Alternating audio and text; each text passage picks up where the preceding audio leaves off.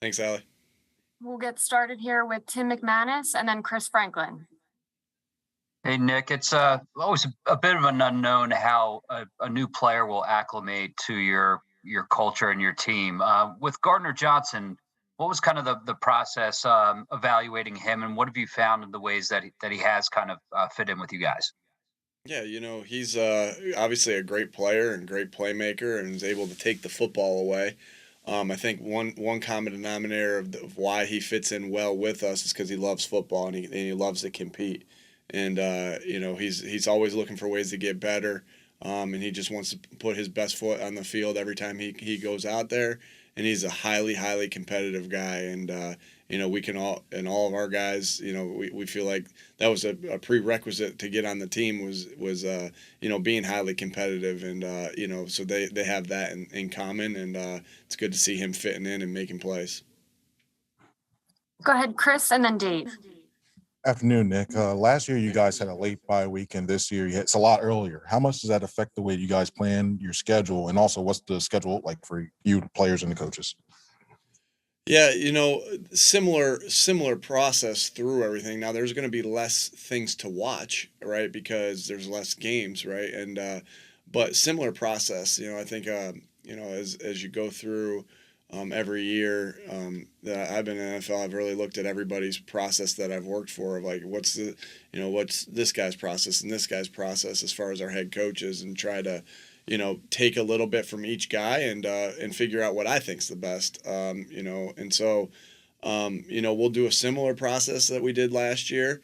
There's already been a couple studies that as we watched yesterday's game, a couple studies that I wanted done, from our offensive staff that weren't on last year's agenda, because they're different year, different issues, different year, different things to study, right? All these different things. So we're gonna work like crazy this week. This is a great week. That today was all about the game review. This evening is all about our coaches doing their self-scout projects and other projects that I gave them. Tomorrow will be us reviewing those.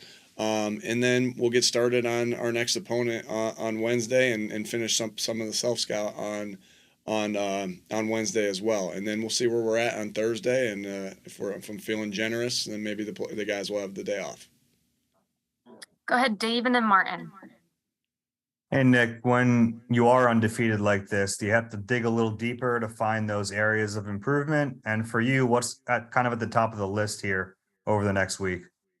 Yeah, again, still going to be looking through that. That will kind of expose itself as we look at the self-scout thing. So you kind of go in with a couple different things, right? You go in with a general thing of what you want to look at, where you are successful, where you aren't successful.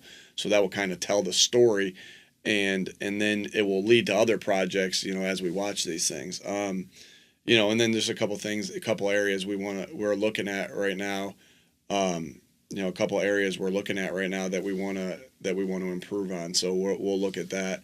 And so no, there's always things to work on, right? Always things to work on. So I actually think that we can even be even more demanding and more crazy about how what the standard is when you are 6-0. Like, I think being 6-0 is awesome.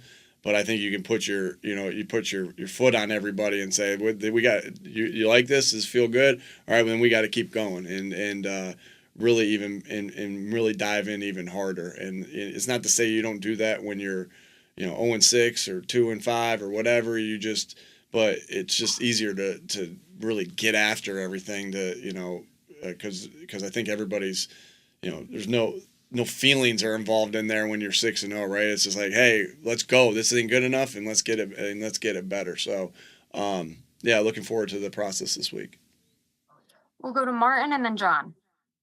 Hey, Nick. I think last night you said that you guys haven't played a complete game yet this season. What does that look like to you, and how close do you think you guys are to playing such a game? Yeah, it's just finishing the game when again it's not what here's what makes it hard to play a complete game. A team that's really good on the other side, right? That's a good football team as we know. And so, yeah, of course we won it. We were up 20-3 at half, and we would have loved to win that. We would have loved to just duplicate that and won the game 40-6. But in the grand scheme of things, that's hard. It's hard to do. Like the second half's played a little bit differently. So you just want to finish the game. I think there's no doubt, right, that if we have good first halves and that the second halves have been, whether the defense have held them or and the offense hasn't scored or whatever it is, we haven't played a complete game in the sense of we haven't really blown open a game when we've had 2-score leads, because we've had, from what I understand, I believe we've had 2-score leads in every game this season. And so you want to just be able to end a game and put a game away.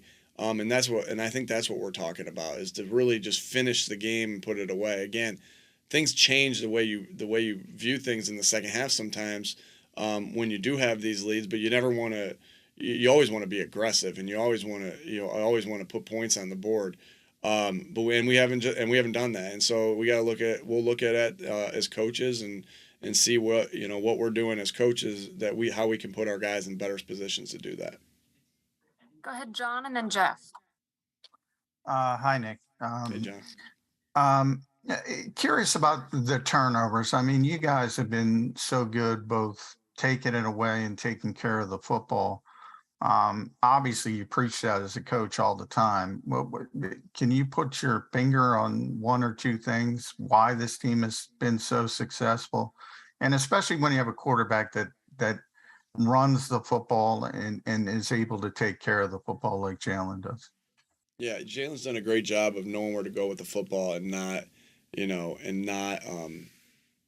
as far as the passing and not, putting the ball at risk. So that's huge, right? We made a mistake in the Jacksonville game. I don't put like I told you, to me, Jalen has 2 picks by stats, but if the coaches could get a pick, I would get the pick for the one that went off Kenny's hands, because that's on me. I didn't feel great about that play quite yet, and the timing of that play, and I put the ball at risk on that one. So I wish I had a stat for that. But as far as that's huge. But then, all right, so where did a lot of fumbles come from, John? A lot of fumbles come from strip sack fumbles, right? You can see as Hassan Reddick has done this year, and Brandon Graham and what they've done there. And so that's helped by having really good tackles in Lane and in Jordan and Jack Driscoll coming in and playing good minutes, and so and Andre being ready to go, like, so that's where that comes in, right? So it is truly a full team effort. It's the emphasis of the fundamentals of ball security, that we preach on a daily basis. But okay, so we preach it on a daily basis. We talk about it on a daily basis. If you're carrying a ball around our facility, we don't care who you are. We'll tell you that it wasn't good enough. I think Embiid was playing catch on the sideline yesterday, and there was a couple things I didn't like about his ball security. If I would have said something to him. But you can't be around this facility and not be coached about how the ball is. But ultimately, the players got to go out and do it. And the guys that have touched the ball the most for us, Miles Sanders has been phenomenal with this so far this season. And it's a long season. We got to keep going on this. But Miles have had great fundamentals. Those guys are stripping at it hard. We've added a couple new drills to our repertoire and things like that. But Miles has went out there and I'd look at Miles first and foremost. Him and Jalen touch the ball the most, carry the ball the most. And Miles has just done an outstanding job. And when your guys that are touching the ball the most are most fundamentally sound and taking care of it the best, then everybody else is going to fall in the line. And then I think about Dallas and AJ and Devontae. They touch the ball a lot. And we told them today, they're going to come at they're going to start seeing they can't get it off Miles. They're going to be coming after you. And so we had a couple loose things with them the other day, and we're telling them, hey, button it up, and we this isn't good enough. So it's it's high praise when it's the right way, and it's correction when it's the wrong way. That's the only way we know how to coach. But make no mistake about it, it's those players just making unbelievable plays with the ball in their hands with supreme ball security. And then AJ gets the ball in his hands, and guys are really concerned about getting him down, and because he's hard to tackle, he's a big man. and they can't strip them because they got to go try to tackle them, and that's a little bit of Dallas too, and then really that's a little bit of Devontae too, because Devontae's so now different because Devontae's so he's got so much wiggle with the ball in his hands. So man, and then Jamal Singleton does a great job of teaching the ball security, and to our entire group. I'm so glad he's our running back coach because he's got that Air Force Academy background in him, and he's all business when it comes to that football, and he's on all our guys about that as well, and Shane's on those guys about that. I know you see Shane with the punching with the boxing glove out there, knocking it, trying to knock it out, and so it's been a great team effort, and that's why this is the ultimate team game. Go ahead, Jeff, and then Les. Nick, what's your level of concern with the special teams, particularly the punt and kickoff units? The punt and kickoff units, my level of concern is low. I think when you look at the stats of our punt and kickoff units now, obviously no one's pleased about the 62-yard return that set up a 3 points for them. That can't happen, and we need to do a better job right there. And we had some guys in position.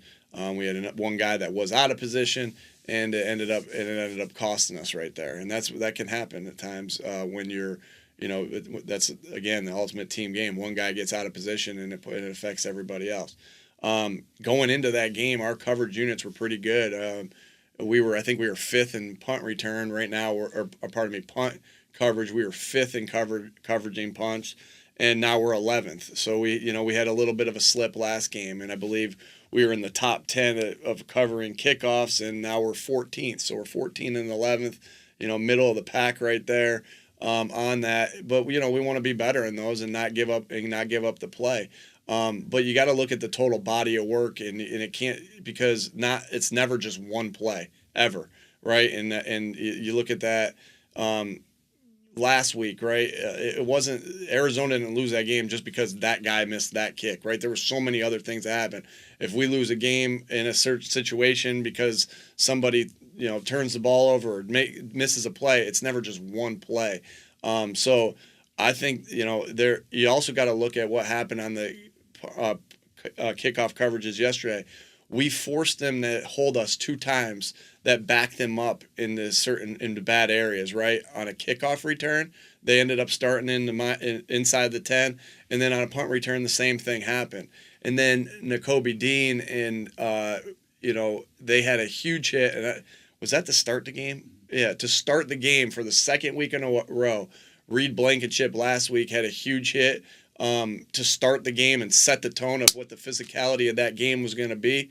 And then Nakobe Dean did the same thing in this game, and it started with Sean Bradley pressing, butting the guy off of him and getting right in the lane of the guy, and Patrick Johnson being right there, and then Nakobe Dean coming in and cleaning that thing up. And so we've gotten good special teams play from Zach Pascal, who was our player of the week last week, Nakobe Dean, who was our player of the week yesterday. So I believe in the coaches that we have there. I believe in the players that we have there. And, is middle of the pack, is 14 and 11 where we want to be? No, we want to be in the top 10 and everything. But we'll work on getting back to that point, as the bye week comes and as we continue on. We'll go to Les and then Rube. Howdy, Nick. Hey, Les. You mentioned the second halves, and it really has become almost like a personality of your team at this point. As you said, every game, a 2-score lead. And then in at least 3 of the games, things have gotten really dicey. Have you looked at, or do you plan to look at during the bye week, what you do at halftime and whether other teams are making like better adjustments than you guys are? I guess when things are going great, there's not a lot of focus on adjustments at halftime. But is that a factor in this? Does it explain anything last night? Does anything explain anything last night? How sure, things yeah. slipped in the third quarter.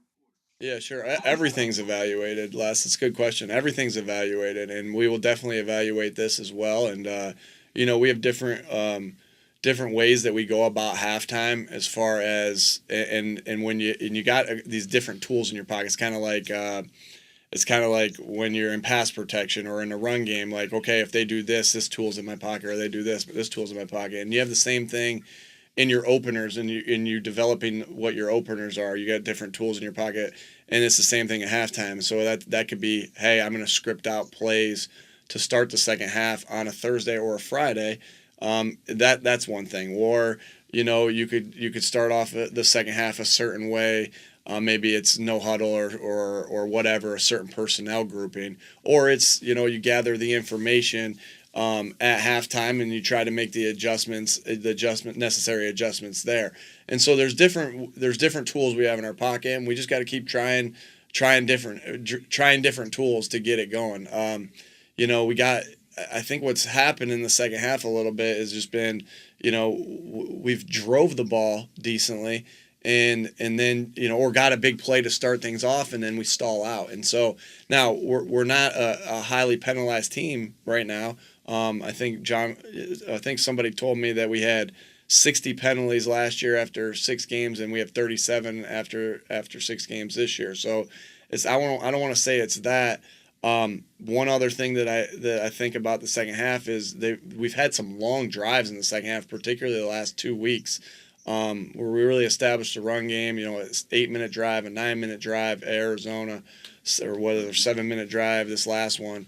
And so there is a difference when you are up 2 scores. Again, you always want to be aggressive and end the game, but when you are up 2 scores, or 3 scores, whatever it is, there is a little bit of a difference of you're trying to make the game go as fast as possible at that time. Now that doesn't mean we're any less aggressive. So we got to figure it out. Hey, and that's our job as coaches to figure it out. And again, we've been around good coaches ourselves. We have good philosophies, and we got to figure out what tool is going to work to help us, get over that hump and completely finish a game. Because we're frustrated by that too, and we want to finish the game, up those 3 scores. I know I don't want to put my dad in that situation where he's got to sweat through that game. I can handle it right now, but I don't want my dad to have to handle it.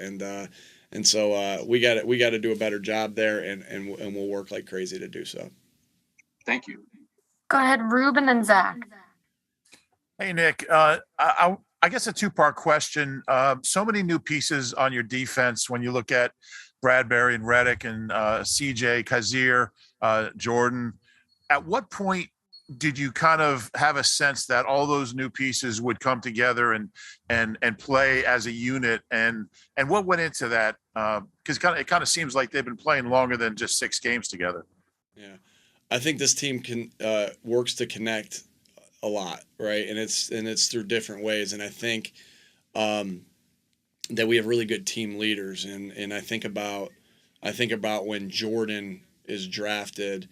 One of the most excited guys about that is Fletcher Cox. And I think about when James Bradbury is signed, the guy who's most excited about that is Slay. And so you got these guys that know, like, hey, to be good, you gotta have the good players and good pieces there, and then just welcome them in. And that's why Fletch and Slay are our captains, and all the guys are like that. And all our captains are like that. But I just really wanted to single out those 2 guys, and really BG for that matter with Hassan, right? And so, they welcome them. I think Slay, I don't talk about this enough because I think Slay is one of the best team leaders I've ever been around. And it may not always be a vocal thing, right? But it's just by his actions. And if one of his teammates needs extra work on the side as far as getting extra reps or getting the technique down of the corner play, Slay's there working with him. And that doesn't matter if it's Zach, his backup, or if it's Mac McCain, like a practice squad guy, Slay's there to help him. And if a guy needs if the guy needs a car or something, because Slay's done this, Slay's car is lent to the guy to make sure that he has. I mean, this guy's an unbelievable leader. It's just not on the football field. Or if a guy needs a place to go for Thanksgiving, I think that's what Slay had the guys over to his house last year. So it's this leadership, right? It's the leadership. You hear me talk a lot about the Jason Kelsey leadership and the Brandon Graham leadership. and it's a good opportunity. You asked me about how the defense is doing and how the secondary is coming together, and Slay's a big part of that because he's such a good leader, and we got great leaders on this team that know what it takes to get to the top. That it's not the best group of individuals that wins championships. It's not the best group of individuals that wins games. It's the best team, right? And these guys work like crazy to do so. And Slay's right at the top of the list. I could brag on him forever about how good of a leader. His play speaks for itself, but I could brag on him for a long time about how good of a leader he is and how much he means to this team and how excited I am that he has that C on his chest, and how excited I am for him and how excited I am for this team that he has that C on his chest. I guess more specifically from a football standpoint, just how all those new pieces kind of came together on the field.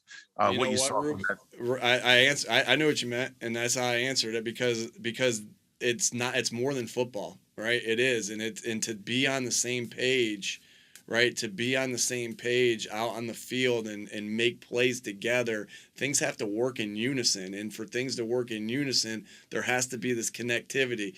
And for you not to want to let your team, like that motivation that I talked about is real. I don't want to let my teammate down, so I'm going to work a little bit harder because that guy, that Slay guy right there is doing everything he can do for me to get me better, and I don't want to let him down. And so I knew what you meant, and I really do believe that it is that the closeness of that team, and that makes me excited about this team is that they just keep coming together, and they just keep coming together, and they want to succeed for each other and play for each other. Go ahead, Zach and Mike Sealski. Hey, Nick, good afternoon. The flip side of the second half is the second quarter. You guys are at a historic pace right now. What is your theory or explanation for what's happening in the second quarter in particular this season? I don't quite know, Zach. If I knew that, I would duplicate that in the third quarter, and then Les would stop asking me about that. So I wish I knew. The guys are doing a good job in that second quarter of whether it's weathering the storm like against Jacksonville, or if it was just figuring out the different personnel groupings and how they're playing them and making plays in that second quarter. But there's no doubt, like we'll look at that this week and see what the heck's up there, and we'll try to duplicate that as much as possible. We have time for two more, so we'll go to Mike and then Bo. Mike, you're muted. Sorry, man. Thanks. All good. Do you have an update on Lane? And does the fact that you guys have so much depth along the offensive line and you're 6-0 play any role at all in determining when you might come back? I don't have an update on Lane, but we need Lane Johnson because Lane Johnson's the best at his position in the NFL, in the world. And so, if Lane's healthy, we'll play Lane. But I don't have an update on Lane quite yet. Go ahead, Bo. Nick, after a primetime game like that last night, what is your routine when you get home? Like, how much sleep do you get before you come back into the office? And then after that, like, how important do you feel like sleep is for the coaching staff this week?